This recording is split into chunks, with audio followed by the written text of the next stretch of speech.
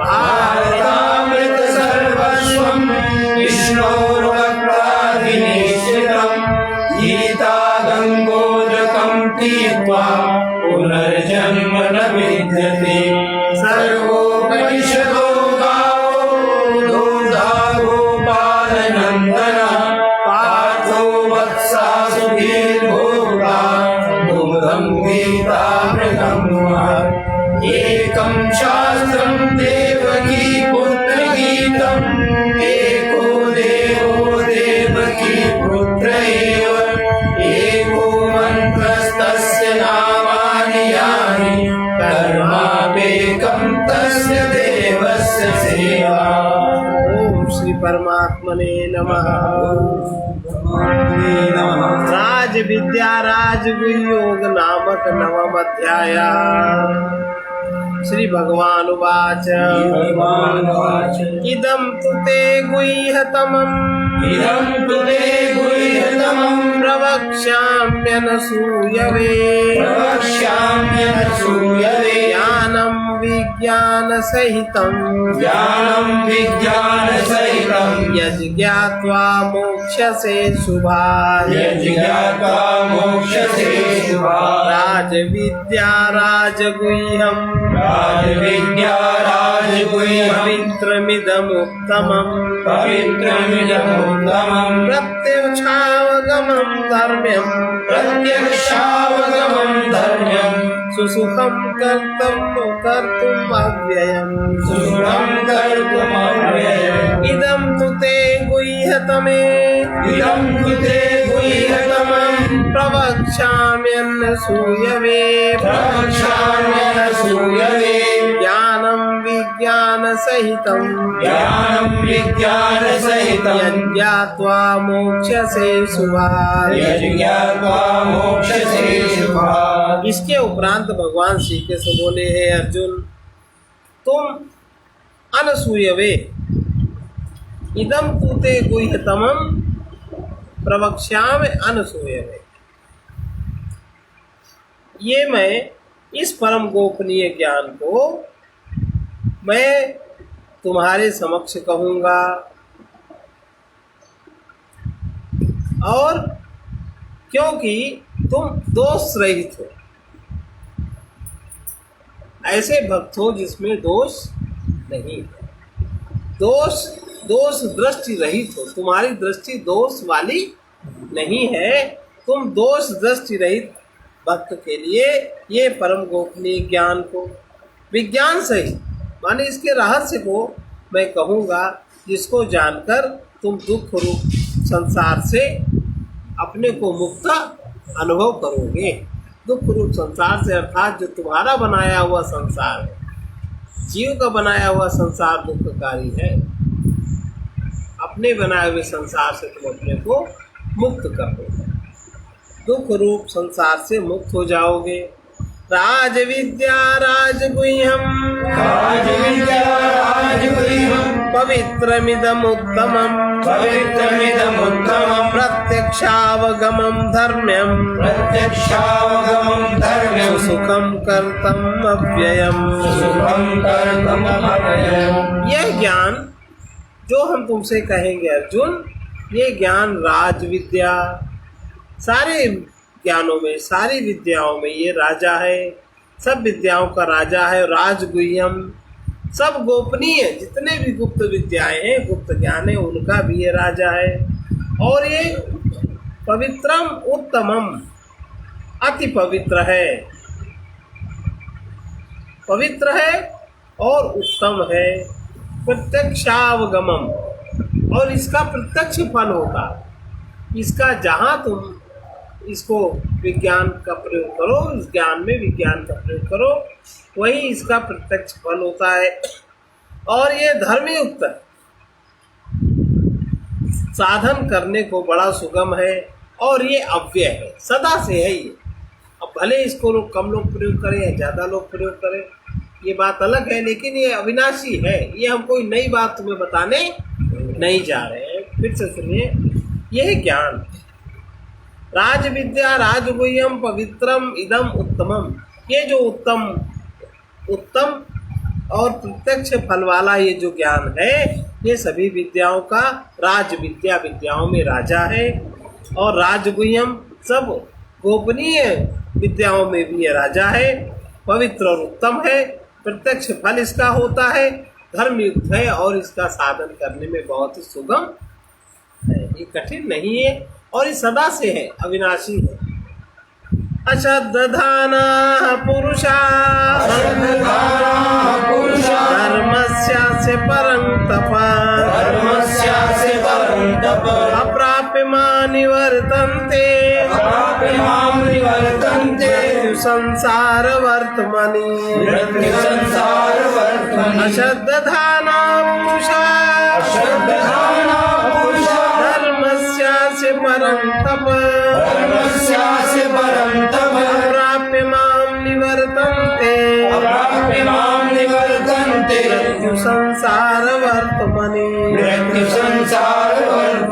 हे परम तप, हे परम तप, जिससे बड़ा किसी को तप का फल नहीं मिलता। परम तप उसको कहते हैं। अब देखने में तो अर्जुन ने जिंदगी में कोई तप आदि नहीं किया, और जो किया उसके बदले में उनको फल मिला। कहीं इंद्रदेव के लिए तप किया, कहीं धनुष प्राप्त करने के लिए किया, ये सब किया उन्होंने, उसका उन्हें तुरंत फल मिला। लेकिन यहाँ परम तप कहने का मतलब है, अगर इनका परम तप का पुण्य न जागृत हुआ होता तो साक्षात भगवान से वाणी सुनने का सौभाग्य नहीं हो सकता।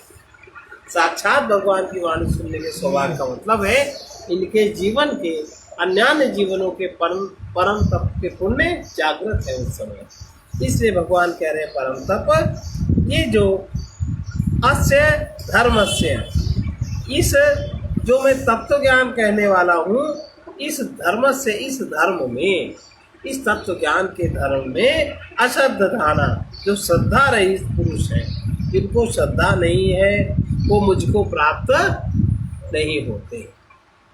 अश्रद्धाना, इस तत्व ज्ञान रूप धर्म में तत्व ज्ञान उनको प्राप्त नहीं होता। जो श्रद्धा रहित पुरुष है वो मुझे प्राप्त नहीं होते, वो मृत्यु रूप संसार चक्र में ही भ्रमण। अब बताओ, कुछ श्रद्धा कुछ संशय, कुछ श्रद्धा कुछ संशय कुछ ज्ञान, घर का रहा न घाट का, जो धोबी का स्वान। ऐसा होता है ना, तो श्रद्धा पूरी होती है, तब तर्क पूरा होता है। सही, इसलिए श्रद्धा होनी चाहिए। अब श्रद्धा होती बड़े पुण्य से, दैवी संपत्ति है श्रद्धा। अब दैवी संपत्ति जगाने के लिए आपके अगर सुखकर्म पुण्य कर्म का योग नहीं, आपका प्रयत्न नहीं है, तो श्रद्धा आपकी नहीं है। भगवान कह रहे हैं परम तप, इस तत्व ज्ञान रूपी धर्म में, ये जो मैं तत्व ज्ञान तुमसे कहने वाला हूँ, इस धर्म में, इसको धारण करने में श्रद्धा रहित पुरुष मुझे प्राप्त न होकर मृत्यु रूप संसार चक्र में भ्रमण करते रहते हैं। ऊपर ऊपर वो भले कहें कि हम ये कर रहे हैं, हम ये कर रहे हैं, लेकिन अंदर से नहीं होता, तो वो मृत्यु रूपी संसार चक्र में ही, मृत्यु संसार वर्तमान निवर्तन्ते, भ्रमण करते रहते हैं। मया ततमिदं सर्वं जगद व्यक्तमूर्तिना मत्स्थानि सर्वभूतानि न चाहं तेष्वस्थितः। मया ततमिदं सर्वं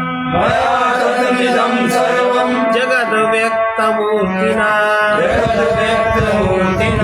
जगत मया तत्मिदं सर्वं मया तद्विदं सर्वं जगदव्यक्तमूर्तिना जगदव्यक्तमूर्तिना मत्स्थानि सर्वभूतानि मत्स्थानि न सर्वभूतानि चाहं तेष्वस्थिता। न चाहं तेष्वस्थिता। ये जो मया तत्मिदं सर्वम,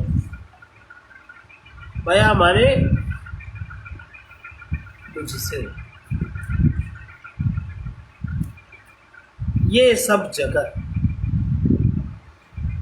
सच्चिदानंद घन परमात्मा से, जल के से बर्फ के सदृश ये जगत मुझ सच्चिदानंद परमात्मा से परिपूर्ण है। जैसे बर्फ में जल रहता है या जल में बर्फ रहती है, ये उदाहरण से समझे। और सर्वभूतानि मत्स्थानि, सारे भूत जो कुछ भी उत्पन्न होता है, बनता है, बिगड़ता है, जो भी दृश्य जगत अदृश्य जगत है, मेरे अंतर्गत संकल्प के आधार से स्थित है। एको हम बहुश्याम, मेरे अंतर्गत सब मेरे संकल्प के आधार स्थित है। इसलिए वास्तव में अहम तेषु न अवस्थितः, मैं उनमें स्थित नहीं। ये तत्व ज्ञान, परम गोपनीय तत्व ज्ञान भगवान ने कहा, मुझ सच्चिदानंद, मुझे अव्यक्त जगत अव्यक्त मूर्तिना, या मया तत्मिदं सर्वम, मया तत्मिदं सर्वम, ये सब जगत मुझसे परिपूर्ण है। मुझ सच्चिदानंद घन परमात्मा से अव्यक्त अव्यक्त मूर्तिना, ये जो भी जगत है अव्यक्त मूर्तिना, अव्यक्त रूप से माने जो दिखाई नहीं पड़ता, अव्यक्त रूप से मुझसे परिपूर्ण है। और सब भूत मेरे मत स्थान, मेरे संकल्प के आधार स्थित है। इसलिए मैं उनमें स्थित, वो मेरे संकल्प के आधार पर स्थित है, लेकिन मैं उनमें स्थित नहीं। न च मत्स्थानि भूतानि न च मत्स्थानि भूतानि पश्य मे योगमैश्वरम् पश्य मे योगमैश्वरम् भूतभृन्न च भूतस्थो भूतभृन्न च भूतस्थो ममात्मा भूतभावनः ममात्मा भूतभावनः न च मत्स्थानि भूतानि न च मत्स्थानि भूतानि पश्य मे योगमैश्वरम् पश्य मे योगमैश्वरम् भूतभृन्न च भूतस्थो भूतभृन्न च भूतस्थो ममात्मा भूतभावना। ममात्मा भूतभावनः। और न च मतस्थानि, ये सब भूत और ये सब भूत मेरे में स्थित नहीं है, मैं उनमें स्थित नहीं हूँ, और ये सारे भूत मेरे में स्थित नहीं है। फिर कैसे है? उनकी जो प्रकृति है, उनकी जो क्रिया शक्ति है, मेरी उनकी जो क्रिया शक्ति, उनकी जो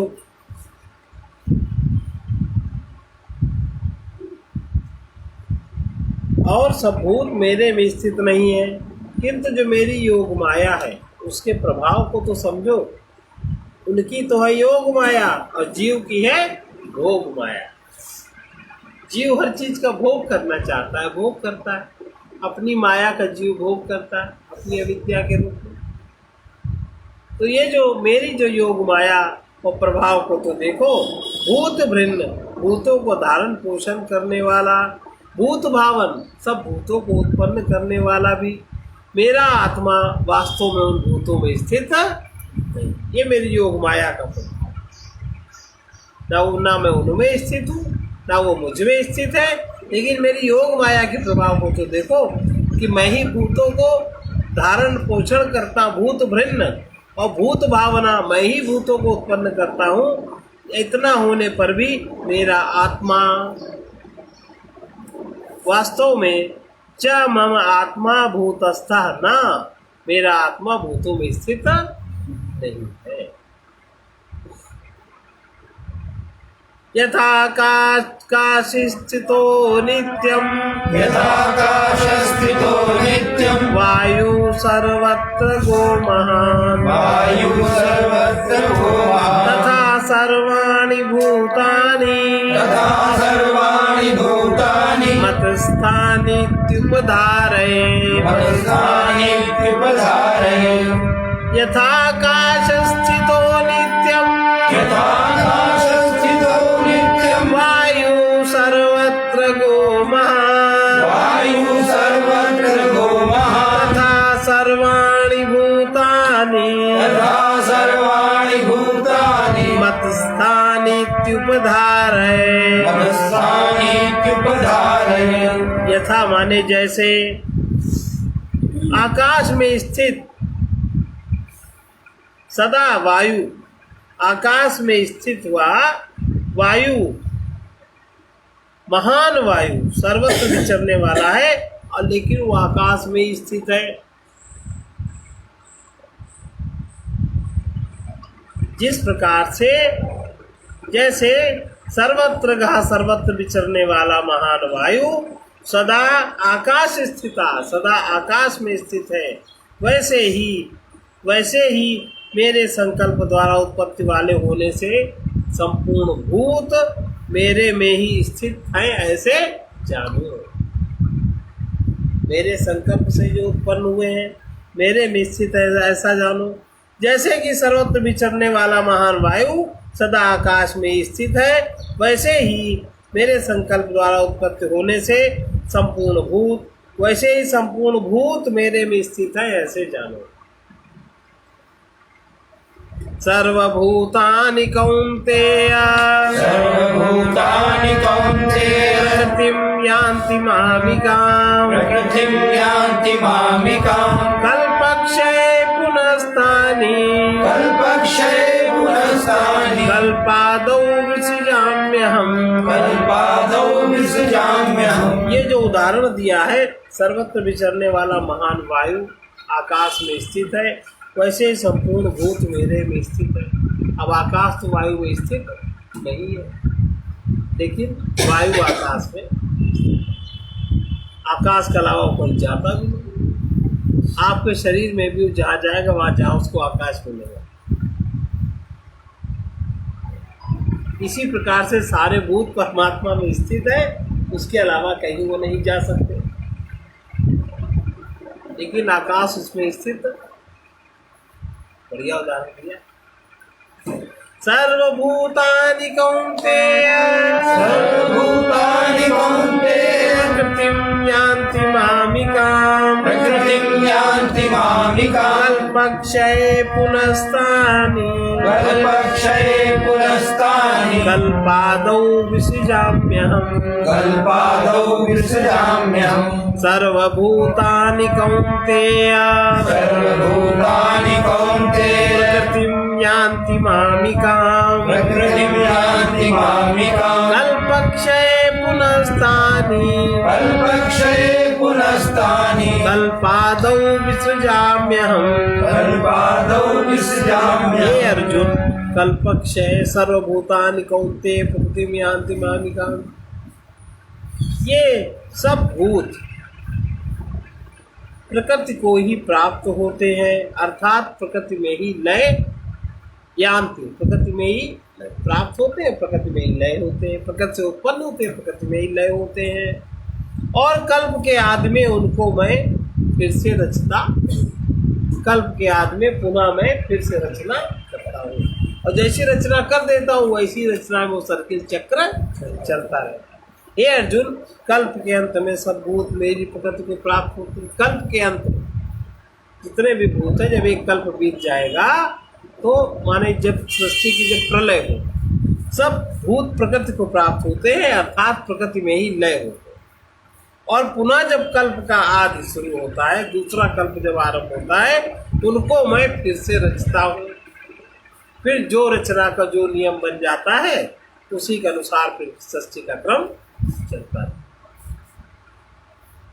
कल्प के अंत में, अब कल्प एक संख्या है, गणित है। कल्प कितना बड़ा? कल जब 1000 चौकड़ी बार 1000 बार जब सतयुग, त्रेता, द्वापर, कलयुग जब बीत जाए 1000 बार, तब ब्रह्मा का एक दिन होता है। ऐसे जब ब्रह्मा के 100 वर्ष व्यतीत हो जाते, 100 वर्षे तो कहा, जब ऐसे ब्रह्मा के 100 वर्ष व्यतीत हो जाते हैं, तब वो ब्रह्मा भी अपने लोक सहित शांत हो जाते हैं। अब इसमें गणित आप लगाइए, एक कल्प कितना बड़ा होता है। तो कल्प के अंत में सब भूत प्रकृतिम यान्ति, प्रकृति को प्राप्त होते हैं, प्रकृति में लय होते हैं, और कल्प के आदि में मैं उनका सृजन पुनः करता हूँ। प्रकृतिम स्वामवष्टभ्य प्रकृतिं स्वामवष्टभ्य विसृजामि पुनः पुनः विसृजामि पुनः पुनः भूतग्राममिमं कृतस्नम् भूतग्राममिमं कृतस्नम् अवशं प्रकृतेर्वशात् अवशं प्रकृतेर्वशात् प्रकृतिं स्वामवष्टभ्य प्रकृतिं स्वामवष्टभ्य विसृजामि पुनः पुनः विसृजामि पुनः पुनः भूतग्राममिमं कृतस्नम् भूतग्राममिमं कृतस्नम् अवशं प्रकृतेर्वशात् अवशं प्रकृतेर्वशात् अपनी प्रकृति को अर्थात जो त्रिगुणमयी माया है, सत्वगुण रजगुण तम का संतुलन। त्रिगुणमयी माया माने सत्व रज तम का संतुलन। अपनी प्रकृति अर्थात इस त्रिगुणमयी माया को अवष्टभ्य, इसको मैं अंगीकार करते, इसके द्वारा प्रकृते माने प्रकृति को, स्वभाव के वश में परतंत्र हुए, अपने अपने स्वभाव के वश में परतंत्र हुए। इस संपूर्ण भू समुदाय को उनकी प्रकृति के अनुसार, जिसका जिस प्रकार का कर्म है, जैसा कर्म बना, जैसा भोग हुआ, उस प्रकार की उनकी प्रकृति, उनकी अविद्या में सत्वगुण रजगुण तम गुण, इसमें कौन सा गुण ज्यादा है, कौन सा गुण कम है, इसके अनुसार उनकी प्रकृति बनती है। और उस स्वभाव के वश में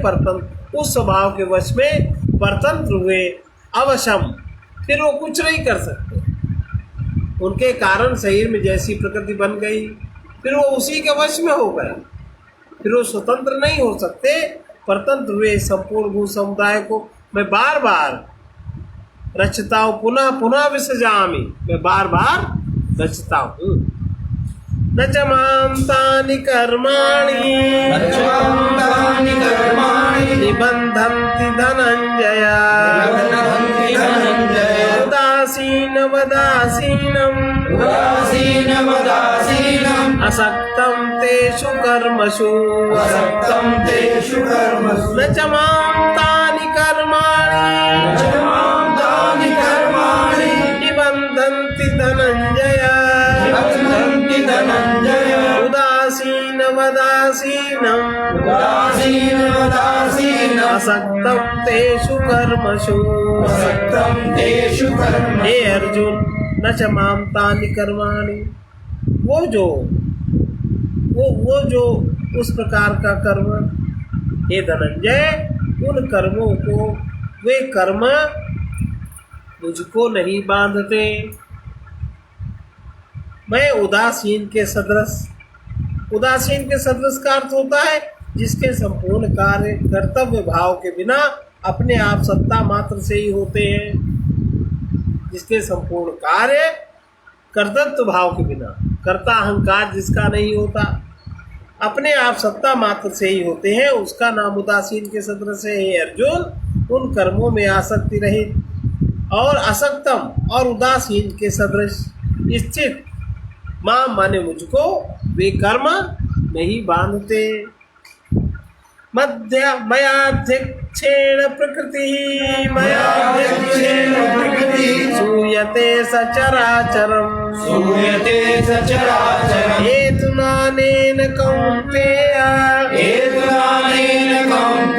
जगद्विपरिवर्तते मयाध्यक्षेण प्रकृति सूयते सचराचरम्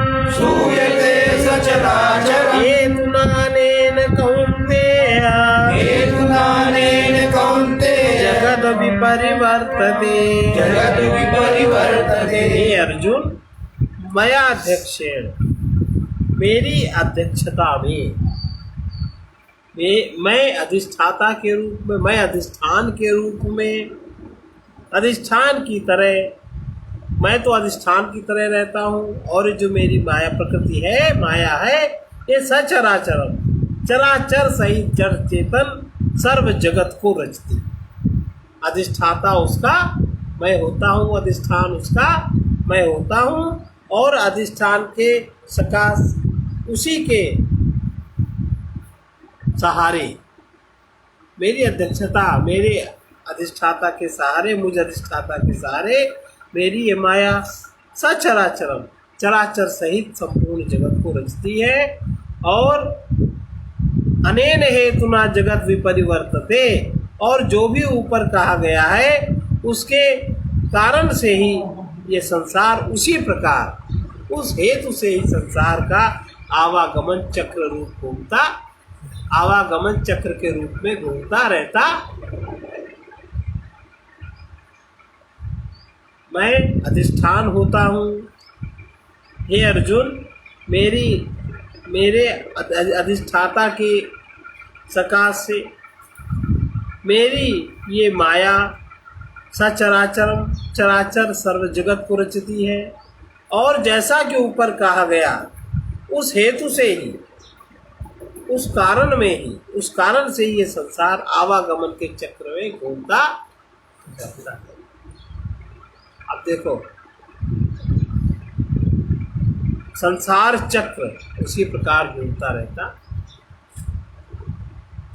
अवजानान्ति मां मूढ़ा, अवजानान्ति मां मूढ़ा, मानुषीं तनुमाश्रितम्, मानुषीं तनुमाश्रितम्, परं भावमजानन्तो, परं भावमजानन्तो, मम भूतमहेश्वरम्, मम भूतमहेश्वरम्। अभी ये संसार आवागमन के चक्र में घूमता रहता है। इसी प्रतीक को भगवान बुद्ध ने एक ऐसे वो उनके जो अनुयायी हैं वो घुमाते रहते हैं चक्र, और वो कहते हैं कि जैसे कोई बहुत नई चीज़ ईजाद करी। जो सत्पुरुष होते हैं वो नई चीज़ ईजाद करने से बचते हैं। अब चूँकि सामान्य जीव ये न ये पढ़ता होगा न समझता होगा, ऐसे जैसे निर्वाण का अर्थ कह वहीं से शुरू हुआ, ऐसे चक्र, संसार चक्र, घूमने का चक्र भगवान बुद्ध से ऐसा नहीं है। ये तो सनातन है, आदिकालीन है। भगवान कहते हैं मैं, मेरी अध्यक्षता के सकाश से ये मेरी माया चराचर जगत को रचती है, और जैसा कि ऊपर कहा उसी हेतु से ही यह संसार आवागमन चक्र में घूमता रहता है। संपूर्ण अवजानान्ति मां मूढ़ा, जो मूढ़ लोग हैं, नहीं जानने वाले, संपूर्ण भूतों के महान ईश्वर को, महेश्वर को, जो महान ईश्वर महेश्वर है, वो मुझे, मेरे इस होने पने को, मेरी अध्यक्षता है, मैं अधिष्ठाता हूँ, मैं केंद्र हूँ, मेरे इस तत्व को ना जानने वाले मूढ़ लोग नहीं जानते हैं। मनुष्य का शरीर धारण करने वाले मुझको समझते हैं, मुझको अपनी तरह ही तुच्छ समझते हैं। ये जो सारा जगत, जिस तरह अभी ये कितना बड़ा विज्ञान है कि जिस तरह ये सारा जगत उनके अधिष्ठाता में, उनकी केंद्र सत्ता में जो ये माया सबको रचती है, ये महेश्वर मेरे परम भाव के, मेरे इस परम भाव को मूढ़ लोग नहीं जानते। और मूढ़ लोग क्या समझते हैं? मनुष्य का शरीर धारण करने वाले मुझ परमात्मा को, मां माने मुझको, अवजानान्ति नहीं जानते, या बहुत उस तरह का नहीं समझते। हाँ, जैसा है वैसा नहीं समझते, और शरीर धारण करने वाला बहुत ही छोटा समझते, मतलब महान नहीं जानते।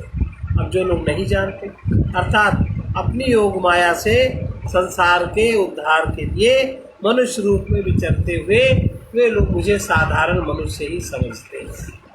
अब साधारण मनुष्य भी कैसे हो सकते हैं? तो सारे मनुष्यों में जो श्रेष्ठ है, जो इतना शक्ति संपन्न है, जिसका सब कुछ जागृत है शरीर के अंदर बाहर, वो साधारण कैसे हो सकता है? लेकिन मूढ़ लोग ऐसे ही हैं। मूढ़ लोग अपने ही वृत्ति में अटके हुए, अपने अज्ञान के भावनाओं में अटके हुए, वो लोग ऐसे ही मानते हैं। मोगाशा मोग कर्माणो मोहाशा मोघ कर्माणो मोग ज्ञान विचेतसा मोघ ज्ञाना विचेतसा राक्षसी मासुरीं चैव राक्षसीमासुरीं चैव प्रकृतिं मोहिनीं श्रिता प्रकृतिं मोहिनीं श्रिता मोगाशा मोग कर्माणो मोहाशा मोघ कर्माणो मोग ज्ञान विचेतसा मोघ ज्ञाना विचेतसा राक्षसी मासुरीं चैव राक्षसीमासुरीं चैव प्रकृतिं मोहिनीं श्रिता प्रकृतिं मोहिनीं श्रिता ये जो ऐसे जो मूढ़ लोग हैं मोह आशा वृथा आशा रखते हैं, व्यर्थ की आशा उनमें आशाओं में अपने चित्त को बांधे रखते हैं और फिर अपनी आशा के अनुसार उनके कर्म भी वृथा होते, वृथा कर्म करने वाले होते। जो सोचा वही उन्होंने कर डाला, सोचा कहाँ से, मन में जो आया वही वो करने लगे बिना विचार के। और वृथा ज्ञान वाले, उनके ज्ञान का कोई महत्व, उनका ज्ञान केवल इतना ही है, पदार्थ कैसे मिले, कैसे रहे, कैसे छूटे, कैसे हमारा संग्रह इकट्ठा हो जाए। ऐसे मूढ़ लोगों का वो वृथा आशा होती है और वृथा आशा के अनुसार उनके व्यर्थ कर्म होते हैं और व्यर्थ कर्म के अनुसार उनका व्यर्थ ज्ञान होता है। ऐसे अज्ञानी जन, ऐसे मूढ़ जन राक्षसों और असुरों के जैसे मोहित करने वाले तामसी स्वभाव को ही धारण किए रहते हैं। जैसे राक्षस और असुर लोग दूसरे को मोहित करते हैं, ऐसे वो स्वयं मोहित रहते हैं, दूसरे को भी मोहित करते हैं। ऐसे स्वभाव प्रकृति को धारण किए हुए हैं, जिनको आसुरी संपदा के नाम से भगवान ने कहा है, आगे कहेंगे 16वें अध्याय में, उनको वो धारण किए रहते हैं। अब ऐसे मूढ़ लोग वृथा आशा रखते हैं, आशा के अनुसार वृथा कर्म करते हैं। और वृथा कर्म माने व्यर्थ कर्म, अपने माने हुए ज्ञान के अनुसार कर्म करते हैं, अपनी मन की आशा के अनुसार कर्म करते हैं और वृथा ज्ञान रखते हैं। इनके ज्ञान का कोई इनके लिए महत्व नहीं होता। ऐसे अज्ञानी जन राक्षसों और असुरों जैसे मोहिनी, जैसे असुर और राक्षस लोग तामसी स्वभाव को, मोहिनी स्वभाव को धारण किए रहते हैं। मतलब सकल सूरत तो बहुत अच्छी, अंदर उनकी प्रकृति बड़ी विकृति होती है, उसी स्वभाव को ही धारण किए हुए हैं। अभी समझ लीजिए, जो व्यक्ति मन के अनुसार बिना विचार के चलते, उनकी वृथा आशा, हमको जो अच्छा लगा हमने जो चाहा वही, उसी की ओर हम दौड़े, कुछ विचार नहीं किया। देश काल परिस्थिति ज्ञान अज्ञान का कोई विचार नहीं किया। हमें चाहिए तो बस चाहिए। इनकी आशाएं, संसार से इनकी आशाएं व्यर्थ हैं और उनके आशाओं को पूर्ति करने वाले उनके कर्म भी उसी प्रकार व्यर्थ है। और मोह ज्ञान, वो जो ज्ञान रखते हैं वो उनका ज्ञान भी व्यर्थ है। ऐसे विचेतसा, जो मूर्छित है, जो अज्ञानी लोग हैं, वो राक्षसों के और असुरों के, जैसे असुर और राक्षस प्रकृति वाले लोग अपनी बाह्य आकृति को बड़ी मोहिनी रूप से बनाए रखते हैं, ऐसे स्वभाव को धारण किए हुए हैं, मतलब पृथ्वी पर रहते हैं। वृथा आशा। महात्मानस्तु मां पार्थ दैवीं प्रकृतिमाश्रिताः भजन्त्यन्तन्यमनसो ज्ञात्वा भूतादिमव्ययम् महात्मानस्तु मां पार्थ दैवीं प्रकृतिम् आश्रिताः भजन्ति अनन्यमनसः ज्ञात्वा भूतादिमव्ययम्। किंतु हे कुंती पुत्र, जो महात्मा लोग हैं, दैवी प्रकृति के आश्रित हुए जो महात्मा जन, इसका भी विस्तार 16वें अध्याय में कहा गया है। 1, 2, 3 श्लोक में इसकी बात, दैवी प्रकृति की बात कही गई। जो दैवी प्रकृति के आश्रित महात्मा जन है वे तो मुझे ही सब भूतों का सनातन कारण, आदि कारण, सनातन कारण और अव्ययम नाश रहित अक्षर स्वरूप मुझे जानकर अनन्य मन से युक्त होकर मुझे निरंतर भजते हैं। उनका मन मुझसे अलग नहीं रहता है और वो वृथा आशा, मोह आशा, मोह कर्माणा, मोह अज्ञाना वो नहीं होते। लेकिन जो एक कुंती पुत्र जो दैवी प्रकृति के लोग हैं, अब दैवी प्रकृति का सबसे पहला अभयम सत्व संशुद्धि ज्ञान योग व्यवस्थिति, दानम दमस्य यज्ञस्य स्वाध्यायस्य तप आर्जवम, ये दैवी प्रकृति। दैवी प्रकृति के जो आश्रित हुए हैं माना जो महान लोग हैं, बड़े लोग हैं, वो मुझे सब भूतों का सनातन आदि कारण जानते हैं और मुझे ही वो अक्षर, एक मैं ही ऐसा हूँ जिनका कभी नाश नहीं, अक्षर स्वरूप जानते हैं और अनन्य मनसा संता जानकर अनन्य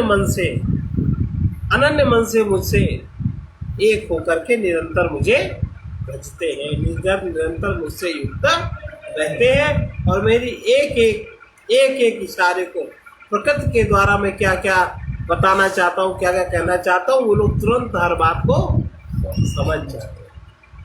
सततम कीर्तयन्तो मां, सततं कीर्तयन्तो मां, यतन्तश्च दृढव्रता यतन्तश्च दृढव्रता, नमस्तयंश्च मां भक्त्या नमस्यन्तश्च मां भक्त्या, नित्ययुक्ता उपासते। नित्ययुक्ता उपासते। सततं कीर्तयन्तो मां, सततं कीर्तयन्तो मां, यतन्तश्च दृढव्रता यतन्तश्च दृढव्रता, नमस्यन्तश्च मां भक्त्या नमस्यन्तश्च मां भक्त्या, नित्ययुक्ता उपासते। नित्ययुक्ता उपासते। ऐसे जो सततम निरंतर कीर्तयन्तो मेरी कीर्ति को समझते हैं, मेरी कीर्ति को जानते हैं, जगत में मेरी कीर्ति किस प्रकार की है, किस प्रकार से अनंत कीर्ति रहती है, ऐसे दृढ़ निश्चय वाले जो दृढ़ व्रत वाले लोग हैं, निरंतर मेरे कीर्तयंता मेरी कीर्ति को समझते हुए, मेरी कीर्ति को जानते हुए, मेरी ही कीर्ति का कथन करते हुए, मेरी च या यतनता मेरी ही यत्न करते हुए, मेरे को ही बारंबार प्रणाम करते हुए, सदा मेरे ध्यान में युक्त अनन्य भक्ति से मुझे मेरी उपासना करते हैं। जो दृढ़व्रती लोग हैं वो निरंतर मेरी कीर्ति का कीर्तन करते हुए, गान करते हुए तथा यत्न करते हुए मुझसे कैसे वो युक्त होंगे, मुझसे कैसे वो निरंतर युक्त रह सकते हैं, ऐसा वो यत्न करते हुए मुझे नमस्तेयंता बारंबार चारों तरफ मुझे बार बार नमन करते हुए, नित्य युक्ता सदा मेरे में नित्य युक्त होकर अनन्य भक्ति से युक्त मेरी उपासना करते हैं, मुझे उपासते हैं। ज्ञान यज्ञेन चाप्यन्ते, ज्ञान यज्ञेन चाप्यन्ते, ज्ञान यज्ञेन चाप्यन्ने, ज्ञान यज्ञेन चाप्यन्ते, यजन्तो मामुपासते, यजन्तो मामुपासते। एकत्वेन पृथक्त्वेन, एकत्वेन पृथक्त्वेन, बहुधा विश्वतो मुखम्, बहुधा विश्वतो मुखम्। ज्ञान यज्ञेन चाप्यन्ने, ज्ञान यज्ञेन चाप्यन्ते, यजन्तो मामुपासते, यजन्तो मामुपासते। एकत्वेन पृथक्त्वेन, एकत्वेन पृथक्त्वेन, बहुधा विश्वतो मुखम्। बहुधा विश्वतो ऐसे मुखम्। जो मेरा विराट स्वरूप है, ईश्वर का बनाया हुआ जगत, ईश्वर का बाह्य विराट स्वरूप कहलाता है, और जो मनुष्य का शरीर है ये विश्व कहलाता है। क्या कहलाता है? विश्व, और बाहर विराट। ऐसा जो विश्वतो मुखम विश्व का जो मुख है, विराट स्वरूप जो परमात्मा है, ज्ञान यज्ञ के द्वारा, माने अपने होने का उनको ज्ञान है और उनके होने का केंद्र क्या है उसको वो समझते हुए अपने जिस केंद्र से उद्भूत है, कहाँ से उनका उद्भव हुआ, उनकी आत्मा कहाँ से उसका केंद्र है, इस बात को विशेष ज्ञान पूर्वक, विज्ञान पूर्वक जानते हुए ये जनता विराट जगत में चतुर्मुख रूप से वो मेरी ये जनता, मेरा यजन करते हुए एकत्व भाव से, अर्थात जो कुछ है मुझसे जो युक्त है, मैं जिससे युक्त हूँ वो वासुदेव, और जो कुछ है सो वासुदेव वो परमात्मा ही है, इस भाव से उपासना करते हैं। और दूसरे पृथक भाव से, अर्थात वो हमारे स्वामी हैं, मैं उनका सेवक हूँ, वो ईश्वर है, मैं जीव हूँ। दूसरे ज्ञानी जन ऐसे भाव से उपासना करते हैं। कोई कोई तो अन्य बहुत प्रकार से उपासना करते हैं। मुझे विश्व तो मुखम, विश्व का जो मुख है, विश्व का मुख, और विश्व कहते हैं जीव को। अब जीव का प्रवेश कहाँ है? जगत में ही तो है। उस विराट स्वरूप परमात्मा को ज्ञान यज्ञ के द्वारा पूजन करते हुए, अर्थात एकत्व भाव से सब कुछ वासुदेव है, इस भाव से उपासना करते हैं। और दूसरे लोग पृथक भाव से, स्वामी और सेवक के भाव से, कोई कोई तो बहुत अनेक अन्य प्रकार से भी उपासना करते हैं। और कुछ लोग क्या करते हैं? अन्य प्रकार से उपासना करते हैं। ये प्रकार हुआ। अब एक प्रकार हो, अहम क्रतुराम यज्ञ, अहम क्रतुरहम यज्ञ, स्वधा अहम औषधम, स्वधा अहम औषधम, मंत्रो अहम अहमेवाज्यम, मंत्रो अहमेवाज्यम, अहम अग्नि अहम हुतम, अहम अग्निरहम भूतम, अहम क्रतुरहम यज्ञ, अहम क्रतुरहम यज्ञ, स्वधा अहम औषधम, स्वधा अहम औषधम, मंत्रो अहम अहमेवाज्य, मंत्रो अहमेवाज्यम, अहम अग्नि अहम हुतम, अहम अग्निरहम भूतम। क्रतु अर्थात जितने भी श्रौत कर्म है वो मैं हूँ। अब अपना बता रहे हैं जितने भी श्रौत कर्म है। एक श्रौत कर्म होते हैं, एक स्मार्त कर्म होते हैं। क्रतु अर्थात श्रौत कर्म मैं हूँ। यज्ञ, यज्ञ अर्थात पंच महायज्ञ आदि। पंच महायज्ञ जो दैनिक यज्ञ किए जाते हैं उनको पंच महायज्ञ कहते हैं। उनके नाम इस प्रकार हैं। नंबर 1 ब्रह्म यज्ञ, नंबर 2 देव यज्ञ, नंबर 3 ऋषि यज्ञ, नंबर 4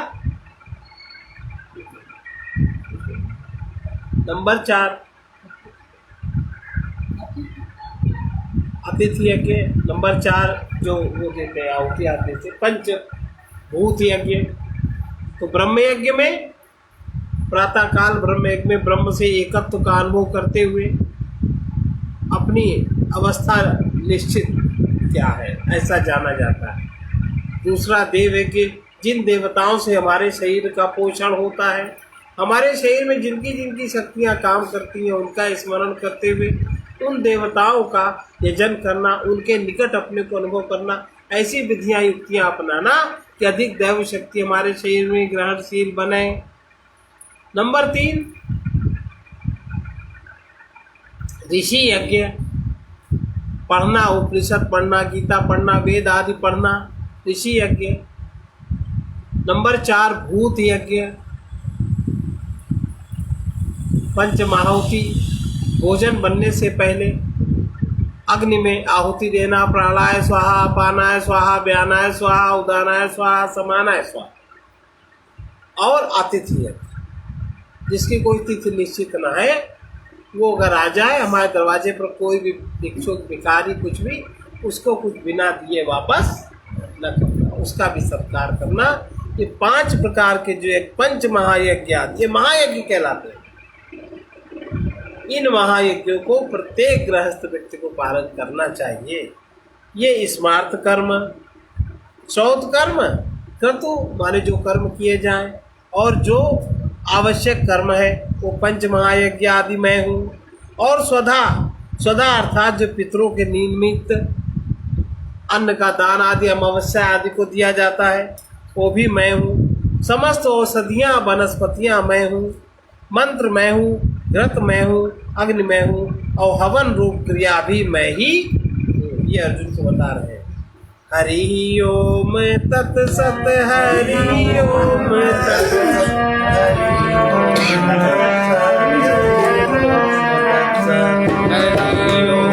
तत्सत,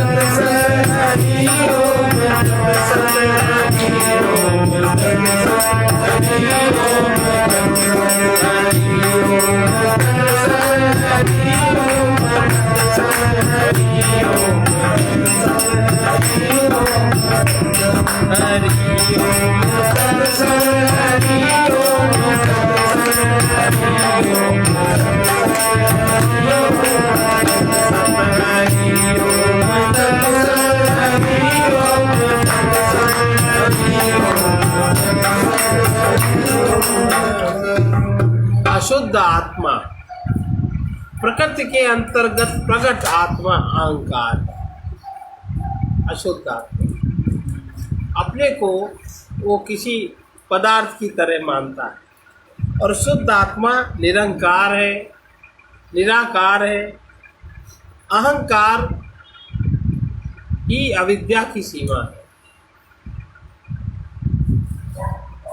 किस तरह का, कितना बड़ा, कैसा अहंकार है, इससे आपकी अविद्या का पता मिलता है। इस अविद्या को नाश करने के लिए सहज उपाय क्या है? सहज उपाय है नमन।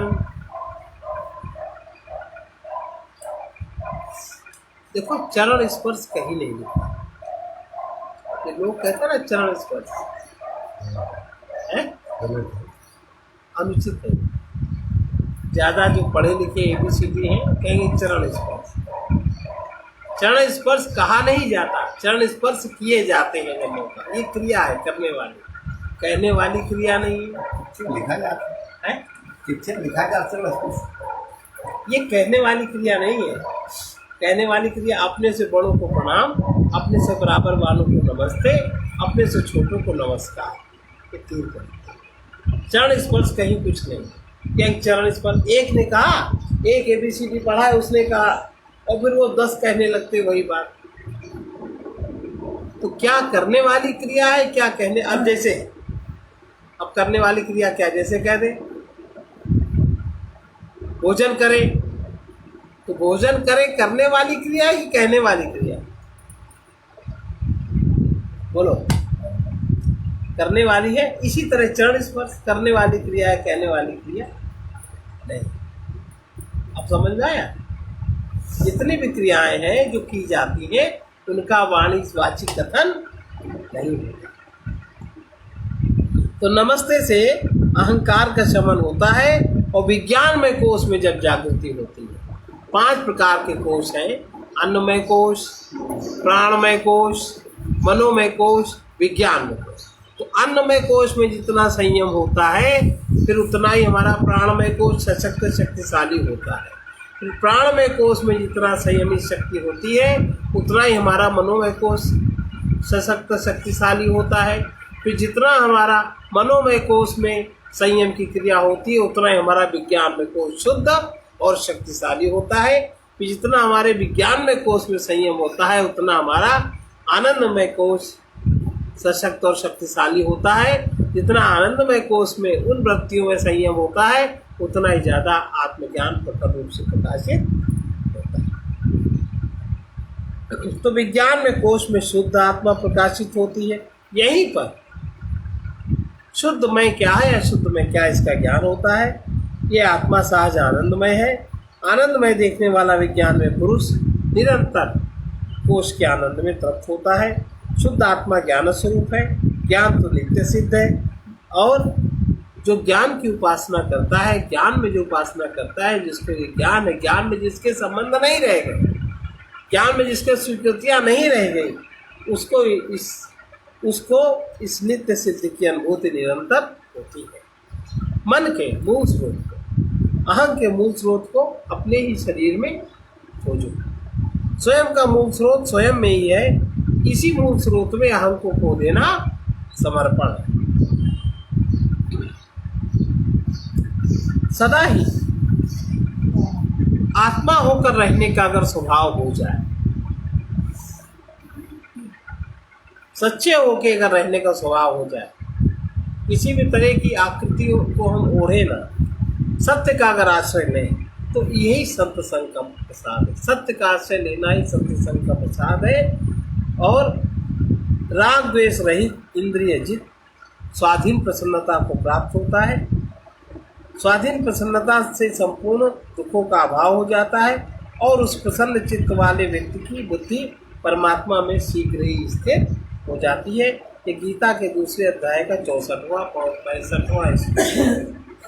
निष्काम रहकर कर्म करो, तब मन बिना कुछ किए ही निर्मल हो जाए। निष्काम रह के अगर कर्म करने का तरीका आ जाए तो मन से फिर कुछ करना नहीं पड़ता। मन में निर्मलता स्वतः ही आ जाती है और क्षण क्षण अपने होने पने का अनुभव बना रहे। यही आत्म अनुभव है। मैं देव हूँ, यही भ्रांति है और इसी भ्रांति से हमें निकलना है। इसी मान्यता को बड़ी गहराई से समाप्त करना है। जो तत्वदर्शी लोग हैं, जो ज्ञानवान लोग हैं, उनको एक ही अगणित नाम रूपों में एक ही तत्व प्रकाशित दिखाई देता है। सभी आकारों में जो निराकार को देखना जिसको आ जाता है, यही तत्व ज्ञान है, यही तत्व दर्शन है। और आत्मज्ञान ही अपने आप के अतिरिक्त, अपने स्वयं बोध के अतिरिक्त अन्य कहीं सुख मानना पराधीनता, अपने आप में सुख का स्रोत खोज लेना स्वाधीनता। आत्मज्ञान ही परमात्मा की अनुभूति का द्वार। आत्मा का अर्थ होता है अपने आप। संसार से अगर कुछ पाना है तो दौड़ो, परमात्मा को पाना है तो आत्मा में बुद्धि स्थिर करो। प्रेम परमात्मा है, जिससे प्रेम है वो पदार्थ है। ज्ञानवान प्रेम से पदार्थ हटा देता है। पदार्थों को चाहने वाला परमात्मा से विमुख है। जो विमुख है वही अहंकार है। इसलिए हम लोग सावधान होकर के कर्म करें, जागृत होकर कर्म करें, जागृत हो जाए। यही सत्संग का प्रसाद है।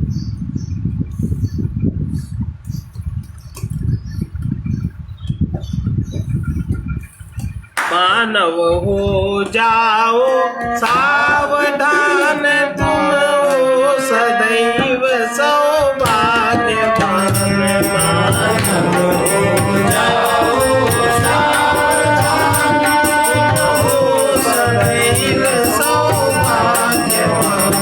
जो कुछ दिखता है दृश्य जगत, जो कुछ दिखता है दृश्य जगत, इसमें ही तुम जाना न भूलो, इसमें ही तुम जाना न भूलो। जिसे सुख के पीछे दौड़ रहे, जिसे सुख के पीछे दौड़ रहे, वो है निश्चय ही दुख मूल, वो है निश्चय ही दुख मूल। दिखता उसको ही जिसे ज्ञान, दिखता उसको ही जिसे ज्ञान। मानव हो जाओ सावधान, मानव हो जाओ सावधान। संघर्ष कलेगा कारण है, संघर्ष कलेगा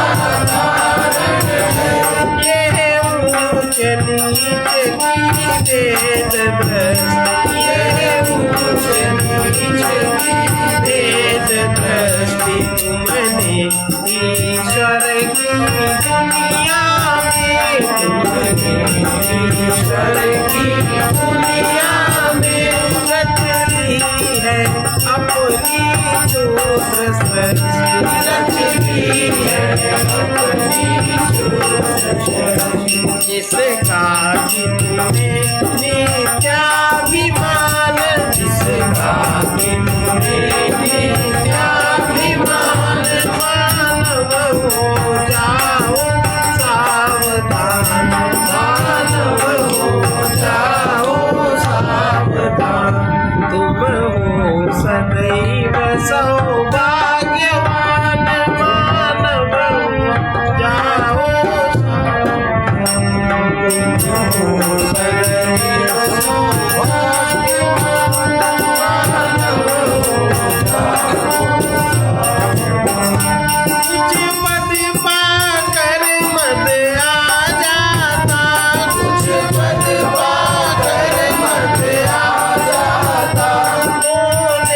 लगती निज अर्थ पूरी, होने लगती निज अर्थ पूरी, परहित तुम्हें कर पाते हैं, परहित तुम्हें कर पाते हैं, जो होते सच्चे त्याग भूमि, जो होते सच्चे त्याग भूमि, अब देखो तुम किनके समान, अब देखो तुम किनके समान, मानव हो जाओ सावधान, मानव हो जाओ सावधान, प्रभुता पाकर भोगी न बने, प्रभुता पाकर भोगी न बने, ऐसे भी जग में पुरुष भी, ऐसे भी जग में पुरुष भी, उनको देखो उनसे सीखो, उनको देखो उनसे सीखो, वे कितने हैं गंभीर धीर, वे कितने हैं गंभीर, यदि तुम बुद्धिमान, यदि तुम बुद्धिमान, मानव हो जाओ सावधान, मानव हो जाओ सावधान, तुम हो सदैव सौभाग्यवान, तुम हो सदैव सौभाग्यवान, मानव हो जाओ सावधान, मानव हो जाओ सावधान, ऐ शक्ति जहाँ तक भी तुम में, ऐ शक्ति जहाँ तक भी तुम में, तुम पुण्य करो या महापाप, तुम पुण्य करो या महापाप, तुम देव बनो या दानव हो, तुम देव बनो या दानव हो, जो सुख पद भर या दुखद शाम, जो सुख पद भर या दुखद शाम, बन लो कठोर या दयावान, बन लो कठोर या दयावान, मानव हो जाओ सावधान, मानव हो जाओ सावधान, तुम हो सदैव सौभाग्यवान, तुम हो सदैव सौभाग्यवान, मानव हो जाओ सावधान, मानव हो जाओ सावधान, तुमको कर कहीं काटोगे, तुमको कर कहीं काटोगे, बच सकते केवल सुख भोग, बच सकते केवल सुख होगा। जो कुछ दोगे वो आएगा, जो कुछ दोगे वो आएगा। कितना ही गुनाह अधिक होगा, कितना ही गुनाह अधिक होगा।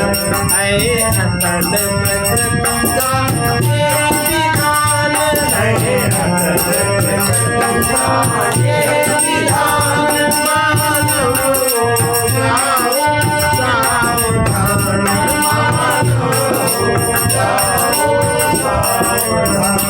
तुम अतिशय सरल विनम्र बनो, तुम अतिशय सरल विनम्र बनो।